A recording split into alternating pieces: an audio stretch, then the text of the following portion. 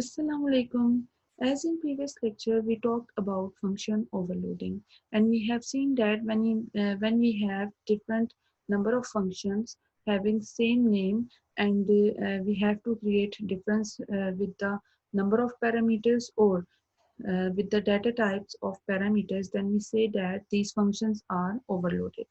Okay, then we have seen that if we keep same names of return types, or we keep different names of return types, different types of return types for those functions, then there is no connection between function overloading and return types of those functions. Okay, and the basic benefit of function overloading was readability.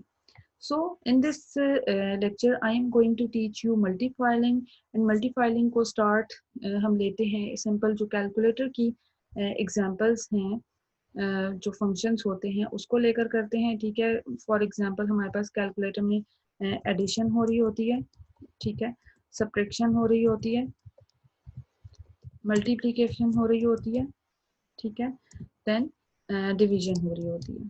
ठीक है, तो ये हमारे पास basic functions हैं जो कि हर calculator में होते हैं. इसके अलावा साइंटिफिक कैलकुलेटर्स में मजीद फंक्शंस हो सकते हैं. मैं सिर्फ आपको एक बेसिक स्ट्रक्चर बताने लगी हूँ. 3 फाइल्स लेके देन उन फाइल्स को हम इंक्रीज करेंगे कि किस तरह से हम मल्टीप्लाइंग कर सकते हैं C++ में. ठीक हो गया. तो सबसे पहले हम क्या करेंगे, हमने जो है फाइल न्यू प्रोजेक्ट बनाना है. ठीक है, हमने न्यू प्रोजेक्ट क्रिएट किया, एम्प्टी प्रोजेक्ट. इसका नाम मैं रख देती हूँ मल्टीफाइलिंग के नाम से. ठीक है, इसको मैंने सेव किया. देन ये मेरे पास एक फाइल आ गई. इस पर मैं अगर क्लिक करती हूँ तो मुझे एक अनटाइटल 5 के नेम से एक फाइल शो हो रही है. ठीक है, सबसे पहले इस पर राइट क्लिक करें और इसका नाम जो है आपने चेंज करना है. मैं इसको रख देती हूँ मेन. ठीक है, इसी तरह आपने इस पर राइट क्लिक करना है और न्यू फाइल ऐड करनी है.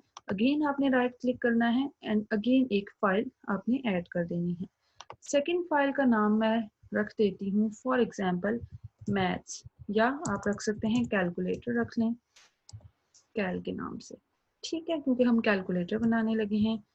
थर्ड फाइल का नेम भी मैं चेंज करना चाहती हूँ और इसको मैं रख देती हूँ किस नाम से, कैल डॉट सिंपल कैल के नाम से रख देती हूँ. ठीक है, एक्सटेंशन इसकी क्या रखनी है वो मैं आपको जब हम प्रोग्राम स्टार्ट करके सेव करेंगे तब मैं बताऊंगी. आपने सिंपल क्या किया, एक आपने मेन की फाइल रखी और बाकी दोनों नेम आपने क्या कर दिए, सेम कर दिए. क्यों सेम किए हैं ये भी मैं आपको आगे जाके एक्सप्लेन करूंगी. ओके, सबसे पहले हम आ जाते हैं अपने मेन फाइल में. सबसे पहला काम हमारा क्या होता है कि हम हेडर फाइल को इंक्लूड करवाते हैं. Include iostream. ठीक है, उसके बाद हम क्या करते हैं, यूजिंग नेम स्पेस std. ठीक हो गया. देन हमारा काम ये है कि हमने मेन का फंक्शन बनाना है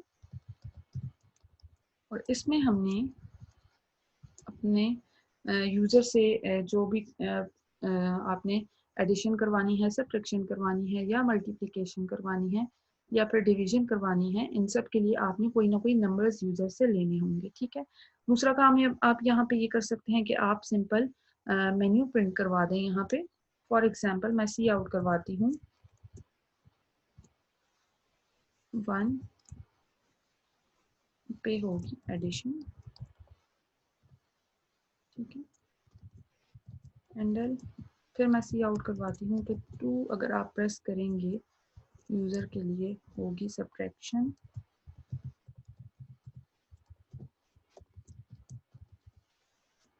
ठीक हो गया.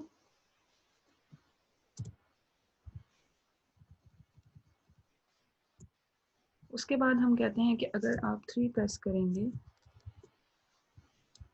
तो क्या होगी, मल्टीप्लिकेशन.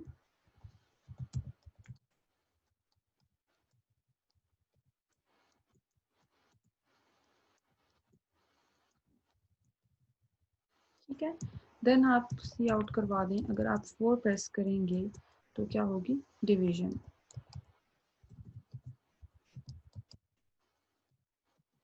ये हमारा सिंपल सा मेन्यू हो गया अब हमने क्या करना है, यूजर से चॉइस लेनी है, तो हम कहते हैं cout endl enter your choice. Okay, cin करवा लेते हैं चॉइस, एक वेरिएबल ऊपर डिक्लेयर करवाते हैं सी एच के नाम से, और हमने उसको करवा लिया सी इन। ओके, अच्छा, उसके बाद हमने क्या करना है, सिंपल कंडीशन लगानी है कि अगर हमारे पास चॉइस क्या है, 1 होती है तो हमने एडिशन का फंक्शन कॉल करना है, 2 होगी तो हमने सब्ट्रैक्शन कॉल करनी है, 3 होगी तो हमने मल्टीप्लिकेशन कॉल करनी है, और 4 होगी तो हमने डिवीजन कॉल करनी है। ठीक है, तो हम सिंपल इफ की कंडीशन लगाते हैं, if choice equal equal to 1, तो कौन सा फंक्शन कॉल होना चाहिए, एडिशन का, सिंपल उसका नाम हम रख देते हैं, एक ऐड का फंक्शन कॉल होना चाहिए। ठीक है, ये बेसिक स्ट्रक्चर अभी हम बना रहे हैं। If choice equal equal to 2, तो क्या होना चाहिए, सब्ट्रैक्शन का फंक्शन कॉल होना चाहिए। ठीक है, इफ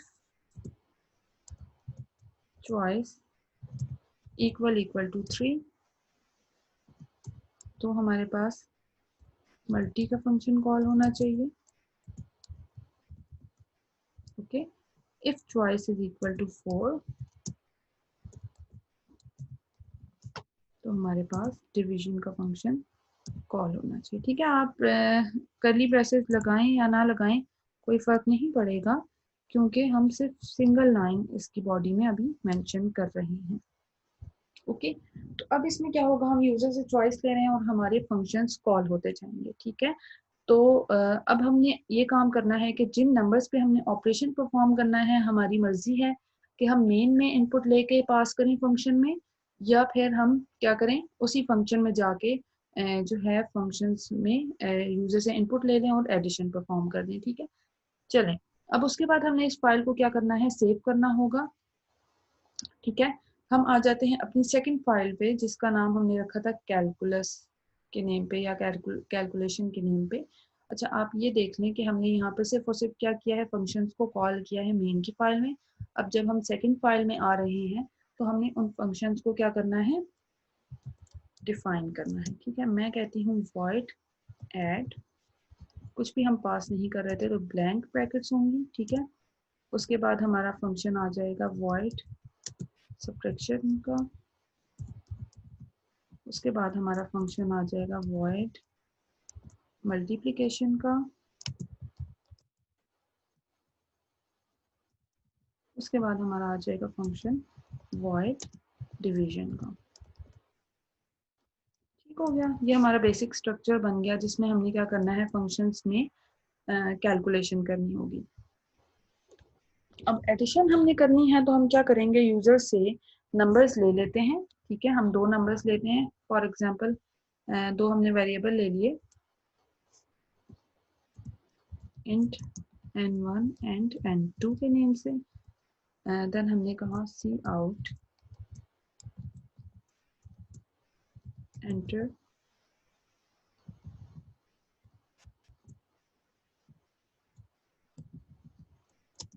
टू नंबर्स।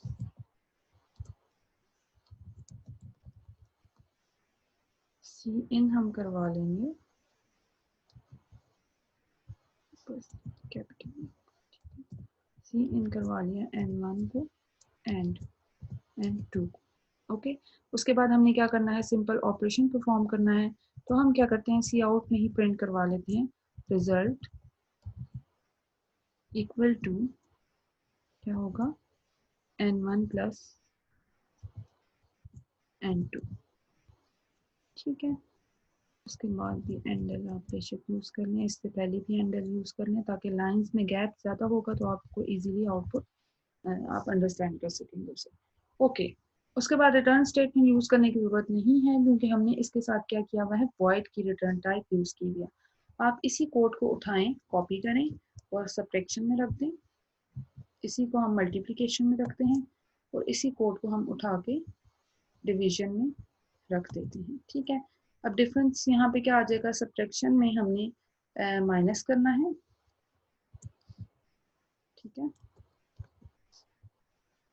इसमें हमने मल्टीप्लाई करना होगा और नीचे हमने जाके डिवीजन का सिंबल यूज करना है। ठीक हो गया। तो ये हमारे पास सिंपल फंक्शंस की डेफिनेशन हो गई जो कि हमने इस फाइल में रख दी। ठीक है, उसके बाद हम आ जाते हैं अपनी थर्ड फाइल में। अच्छा, एक बात आपको याद होगी, जब हमने फंक्शंस का टॉपिक कवर किया था तो हमने देखा था कि हमारे पास 3 पार्ट्स होते हैं फंक्शंस के, यूजर डिफाइंड फंक्शंस के। फर्स्ट हमारे पास होता है प्रोटोटाइप डिफाइन करने का, सेकंड हमारे पास कॉलिंग आती है, ठीक है, देन हमारे पास बॉडी आ जाती है, डेफिनेशन आ जाती है उस फंक्शन की। तो हमारे पास जो फर्स्ट पार्ट था, जो हमने कहा था कि प्रोटोटाइप डिफाइन करने का होता है, वो हमने करना है इस थर्ड फाइल में। ठीक है, तो हम क्या करेंगे, सिंपल वॉइड ऐड लिखेंगे, वॉइड सब्ट्रैक्शन का फंक्शन, वॉइड 4 फंक्शंस थे, उन सबको हम बारी बारी क्या कर रहे हैं, उनकी प्रोटोटाइप डिफाइन कर रहे हैं। Multiplication, void division. ठीक हो गया, तो ये हमारे पास 4 फंक्शंस हो गए। अच्छा, अब हमने क्या किया है, देखिए मेन के फंक्शन में हमने कॉल किया है, इस कैल के फंक्शन में हमने डिफाइन किया है फंक्शंस को, इसमें हमने क्या किया है, सिर्फ और सिर्फ इनकी प्रोटोटाइप्स को डिफाइन किया है। अच्छा, एक और बात यहाँ पे देखें, हम यूज कर रहे हैं सी आउट, सी इन वगैरह और चीजें भी, तो हम यहाँ पे क्या करेंगे, आईओ स्ट्रीम को यहाँ पे भी इंक्लूड करवा देते हैं, एंड यूजिंग नेमस्पेस std। जबकि हमारे पास जो सेकंड फाइल है कैल के नाम से, जिसमें हमने सिर्फ और सिर्फ प्रोटोटाइप्स डिफाइन किए हैं, इसमें आपको कोई भी हेडर फाइल देने की ज़रूरत नहीं है। ठीक है, और मेन के फंक्शन में अब हमने क्या करना है वो मैं आपको बताती हूँ। उससे पहले हम देख लेते हैं कि मेन के फंक्शन को जब हमने सेव करना है, कंट्रोल एस में करती हूँ, तो कैसे सेव करना होगा। यहाँ पे कैल की फाइल आ गई है, तो एक इस वाली फाइल को जिसमें हमने डेफिनेशन परफॉर्म की हुई है अपने फंक्शंस की, इसको हम कर देंगे सेव सीपीपी फाइल के थ्रू। ठीक है, ये आपको नीचे नजर आ रहा होगा, सीपीपी फाइल एक्सटेंशन है, इसके थ्रू आपने क्या किया, इसको सेव कर दिया। अब जैसे ही सेव किया तो आपको ऊपर कैल डॉट सीपीपी नजर आ रहा होगा। इस कैल की फाइल को जब मैं सेव करती हूँ तो मैं क्या कहूँगी, ये हमारे पास क्या है, हेडर फाइल है।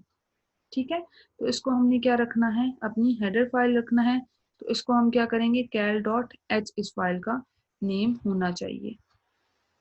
ठीक है, जैसे ही हमने इसको सेव किया तो देखिए ऊपर कैल डॉट एच आ गया, ये हमारी मेन की फाइल है। इसको कंट्रोल एस करते हैं तो मेन डॉट सीपीपी होगा, इसको हम सेव करेंगे तो ऑलरेडी एक प्रोग्राम बना हुआ था, इसलिए आपके पास ये पॉपअप बॉक्स आ गया।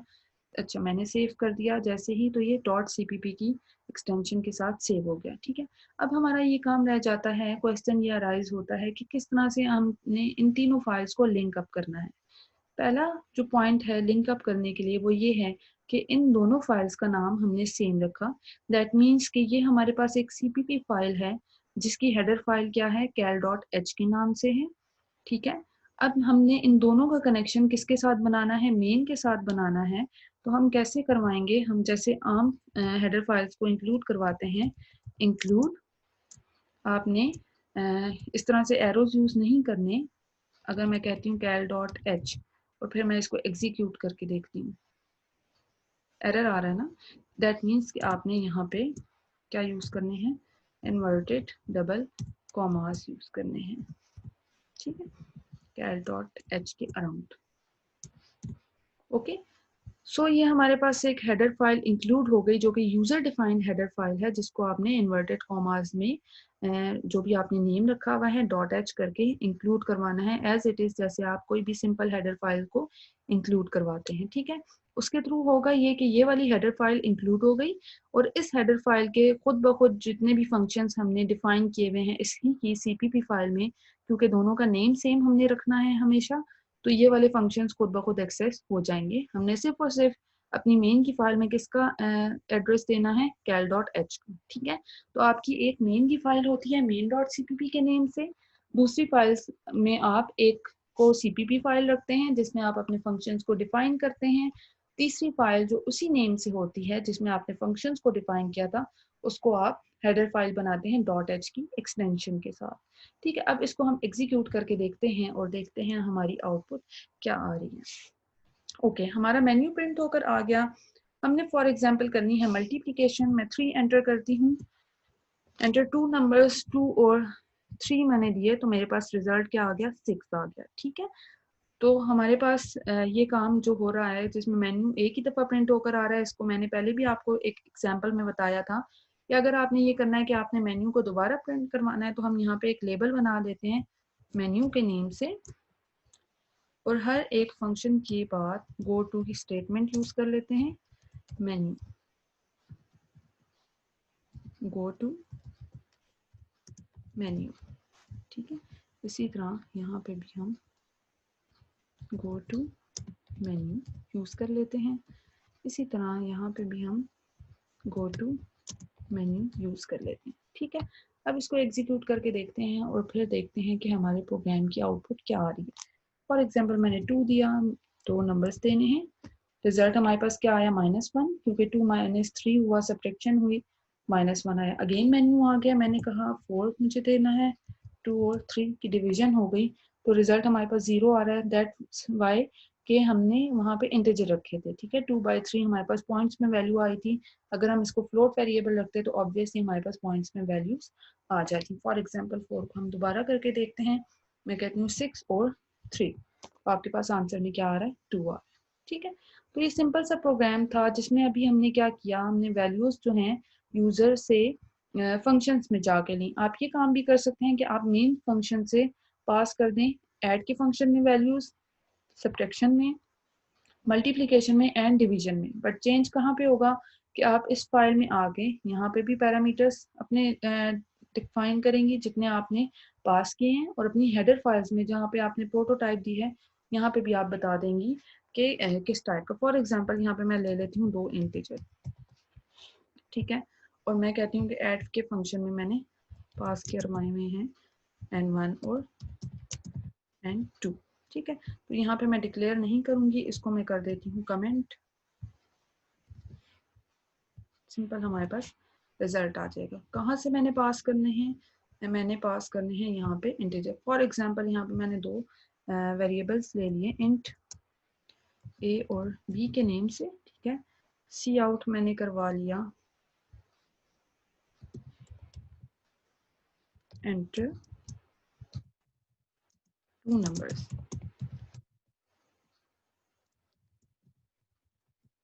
सी इन ए एंड बी। ठीक है, सॉरी यहाँ पे साइन है, और फिर मैंने इनको पास कर दिया ए बी को। ठीक है, अब हम सिर्फ एडिशन का परफॉर्म करके देखते हैं कि हमारे पास आउटपुट क्या आ रही है। हमने दिया 1, यूजर ने पहले ही नंबर्स मांग लिए, क्यों, क्योंकि अभी हम एडिशन के फंक्शन को हमने कॉल नहीं किया, हम मेन के फंक्शन में खड़े हुए हैं। तो हमने दिया 2 और 3, तो आपका रिजल्ट आ जाएगा 5। दैट मीन्स कि आप यूजर से वैल्यूज लेके मेन के फंक्शन से भी पास कर सकते हैं। अच्छा, एक और चीज ये भी बता दूं कि आप इसके रिटर्न टाइप भी डिफरेंट रख सकते हैं। फॉर एग्जांपल मैं कहती हूँ कि मैंने यहाँ पे रख दिया इंटीजर इसकी प्रोटोटाइप में, तो फिर यहाँ पे भी क्या हो जाएगा, इंट हो जाएगा। ठीक है, और इस रिजल्ट को मैं क्या करवाती हूँ, रिटर्न करवा देती हूँ। इसकी जगह मैं लिख देती हूँ रिटर्न की स्टेटमेंट। ठीक है, और इसको रिमूव कर दिया। दैट मीन्स के जहाँ पे हम कॉल कर रहे हैं यहाँ पे इंट रिजल्ट कोई वेरिएबल होना चाहिए जो उसको स्टोर कर ले इसके रिजल्ट को, जो भी रिटर्न होके आ रहा है, और हम सी आउट करवा दें रिजल्ट इक्वल टू res की वैल्यू। ठीक हो गया, चलें एग्जीक्यूट करके देखते हैं इसे। एडिशन 2 और 3, और रिजल्ट देखें अगेन हमारे पास 5 आ रहा है। दैट मीन्स के वैल्यूज भी रिटर्न हो जाती हैं। अब इसी को थोड़ा सा मॉडिफाई करते हैं। मैं कहती हूँ कि मैंने मजीद फाइल्स ऐड करनी है, तो क्या हम कर सकते हैं, हम ये काम करते हैं कि अगेन इस पर राइट क्लिक करें, new file, again right click करें, न्यू फाइल। ठीक है, मीन्स एक सीपीपी फाइल अगेन मैं कर रही हूँ ऐड, और एक हेडर फाइल कर रही हूँ। ठीक है, इसका नाम रीनेम हम करते हैं। फॉर एग्जांपल मैं इसका नाम रखती हूँ कैल ही रखूँ, तो क्या होगा, हो जाएगा। और इसी तरह इसका नाम भी कैल ही रखूं तो देखते हैं क्या होगा। ठीक है, अब ये जो मैंने न्यू फाइल्स बनाई, मैं ये काम करती हूँ कि यहाँ से एक जो है ये दो फंक्शंस की डेफिनेशन उठाई, यहाँ पे कॉपी कर दी, इसको भी हेडर फाइल बनाऊंगी। और यहाँ से मैंने जो लास्ट के 2 फंक्शंस लिए थे, कौन कौन से लिए थे, मल्टीप्लिकेशन और डिवीजन के, तो मैं यहाँ से उनकी बॉडीज हटा के नई फाइल्स में कॉपी कर देती हूँ। ठीक है, ठीक है, अब हम इसको सेव करते हैं और देखते हैं कि ये उसी नेम से सेव होती है या नहीं होती।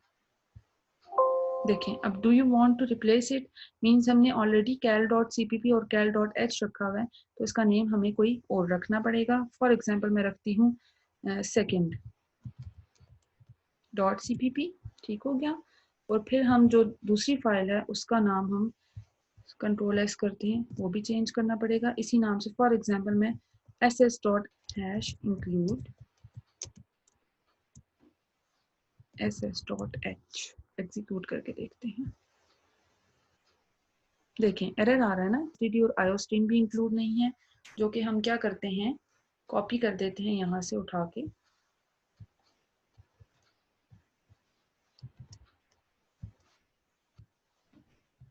एग्जीक्यूट करते हैं, रन करके देखते हैं। फर्स्ट ऑफ ऑल हमारी चॉइस है जो हमने दूसरी हेडर फाइल में डिवीजन कॉपी की थी और मल्टीप्लिकेशन हम करते हैं डिवीजन। 4 नंबर्स दिए 2 4 और 2 देते हैं, तो रिजल्ट हमारे पास क्या आ रहा है, 2 आ रहा है। दैट मीन्स के हमने हेडर फाइल जो इंक्लूड करवाई थी ss.h void multi और void div था उसमें, और second.cpp जिसमें हमने उनकी डेफिनेशन रखी हुई थी, आपने अगर इन दोनों के नेम सेम नहीं भी रखे तो भी कोई इशू नहीं है। हेडर फाइल से रिलेटेड जितने भी फंक्शंस की डेफिनेशन किसी सीपीपी फाइल में पड़ी हुई होंगी वो वहां से कंपाइलर सर्च कर लेगा। बट बेटर ऑप्शन यही है हमारे पास कि हम क्या करते हैं, इनका नेम सेम रखते हैं ताकि जब हम मल्टीपल फाइल्स बना रहे हो तो हमें याद रहे कि हमने किस फाइल को किस हेडर फाइल में किस फंक्शन को डिफाइन किया था और किस सीपीपी फाइल में हमने कितने फंक्शंस को अब डिफाइन करना है विद बॉडी। ठीक हो गया, तो ये हमारा सिंपल सा प्रोग्राम है। अब इसकी आउटपुट देख लेते हैं, अभी भी वही आ रही होगी। फॉर एग्जांपल 4 है, 4 और 2 दिए तो हमारे पास रिजल्ट 2 आ रहा है। ठीक है, तो ये सिंपल सा प्रोग्राम था जिसमें हमने क्या किया, मल्टी फाइलिंग करके देखी, जिसमें हमारे पास क्या होगा, मेन का फंक्शन आपका सारे कॉलिंग हो रही होगी उसमें सारे फंक्शंस की। देन जो cal.cpp का हमने बनाई फाइल, उसमें हमारे पास सिंपल फंक्शंस की डेफिनेशन है। ठीक है, हेडर फाइल जो बनाई उसमें हमने प्रोटोटाइप्स डिफाइन किए। अब एक और काम करके देख लेते हैं, यहाँ पे हम आते हैं cal.cpp में और यहाँ पे किसी फंक्शन को कॉल करके देखते हैं, कौन से फंक्शन को, जो कि दूसरी सीपीपी फाइल में पड़ा हुआ है। ठीक है, यहाँ पे सब्ट्रैक्शन के फंक्शन के एंड पे मैं कॉल करती हूँ मल्टी के फंक्शन को। ठीक है, देखते हैं ये कॉल होता है या नहीं होता। देखें, multi was not declared in this scope. अच्छा, इस एरर को अगर हम क्या करें, इस कि हमें इस हेडर फाइल को उठा के कहाँ पे लेकर आना है, जहाँ पे हमने उस फंक्शन को एक्सेस किया हुआ है। दैट मीन्स कि इस वाली फाइल में हमने इसको कॉपी किया। अब एग्जीक्यूट करके देखते हैं, अब हो जाएगा। ठीक है, दैट मीन्स के जिस फाइल का फंक्शन आप कॉल कर रहे हैं आपने उसकी हेडर फाइल को लाजमी इंक्लूड करवाना होगा। तो चॉइस हम देते हैं यहाँ पे, हमने किस फंक्शन में रखा था, मल्टी के फंक्शन को सब्ट्रैक्शन में, तो हम सब्ट्रैक्शन की चॉइस देते हैं। 2 नंबर्स दिए 2 और 3, तो आप देखें सब्ट्रैक्शन हमारे पास होके आई -1 और 2 नंबर्स अगेन जो मांग लिए हैं वो मल्टीप्लिकेशन का फंक्शन एग्जीक्यूट होना स्टार्ट हो गया। उसके लिए हमारे पास 2 नंबर्स आ गए, 2 और 3, और उनका जो मल्टीप्लिकेशन रिजल्ट है वो 6 आ गया। ठीक हो गया, तो ये हमारी सिंपल सी एग्जांपल्स थी जिसमें हमने मल्टी फाइलिंग में डिफरेंट वे से मल्टीपल फाइल्स ऐड करके देखी। ठीक है, आप मज़ीद अगर सीपीपी फाइल्स ऐड करना चाहते हैं तो आप कर सकते हैं और उसके साथ उसकी हेडर फाइल्स भी ऐड करेंगे। तो ये सिंपल सा ट्यूटोरियल था जिसमें हमने मल्टीफाइलिंग सीखी। अब आप जितने भी फंक्शंस इम्प्लीमेंट करेंगे वो मल्टीफाइलिंग के थ्रू ही करेंगे। नेक्स्ट जो लेक्चर्स होंगे उसमें हम पॉइंटर्स देखेंगे कि पॉइंटर्स के थ्रू किस तरह से हम एड्रेस असाइन करते हैं और अपने जो भी हमारे पास डाटा है उसमें ट्रैवर्स कर सकते हैं।